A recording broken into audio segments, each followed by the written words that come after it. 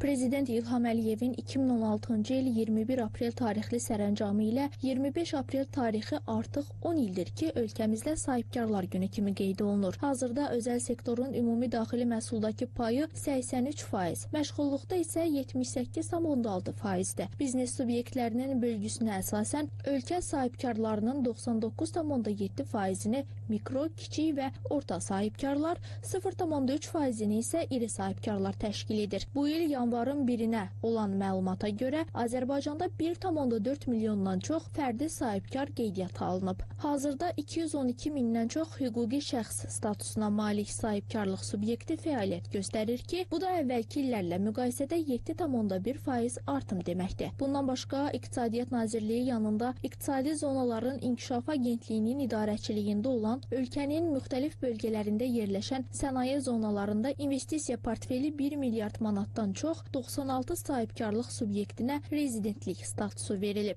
Sahibkarlar gününə və Konstitusiya və Suverenlik ilinə həsr olunan Konstitusiya və Suverenlik Azərbaycanda sahibkarlığın inkişafı mövzusunda keçirilən konfransda çıxış edən İqtisadiyyat Nazirinin müavini Elnur Əliyevin sözlərinə görə Ağdam Sənaye Parkı rezident sayına görə ölkədəki sənaye parkları arasında ikincidir. Burada istehsal olunan məhsullar nəinki yerli bazara, eyni zamanda xaricə də ixrac olunur.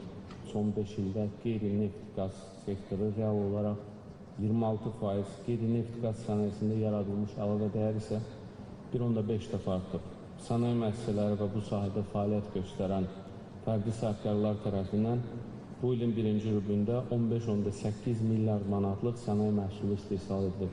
Azərbaycan hökuməti sahibkarlığa dair yeni ixtisaslaşmış məhkəmələrin yaradılmasını nəzərdən keçirir. Prezident Administrasiyasının qanunvericilik və hüquq siyasəti şöbəsinin müdiri Gündüz Kərimovun sözlərinə görə sahibkarlar təşkilatları Milli Konfederasiyasının nəzdindəki arbitraj məhkəməsinin mübahisələri həll etməsi ilə bağlı sənədlər hazırdır və Ədliyyə Nazirliyinə təqdim ediləcək.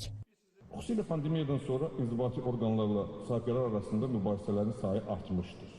İş yükü bilirik ki, keyfiyyətə təsir edir.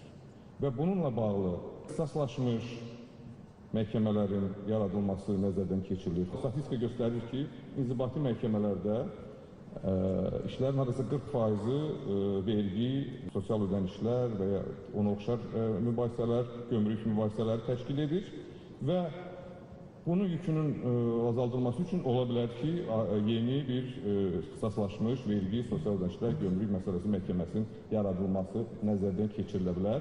2024-cü ildə Azərbaycanda qeyri-neft sektoru ümumi daxili məhsulda 81,4%, o cümlədən qeyri-neft qaz sektorunda 76,1%, sənaye istehsalında 81,4%, o cümlədən qeyri-neft qaz sənayesi istehsalında 71,8%, xidmət sektorunda 71,9%, kənd təsərrüfatı sektorunda isə 99,8% paya malik olub. Bu rəqəmlər göstərir ki, sahibkarlıq dövlətin iqtisadi şaxələndirmə, dayanıqlı iqtisadiyyat hədəflərini dəstəkləyir. İş adamları suverenliyimizin və müstəqilliyimizin iqtisadi əsaslarının möhkəmləndirilməsinə bundan sonra da öz töhfəsini verəcək.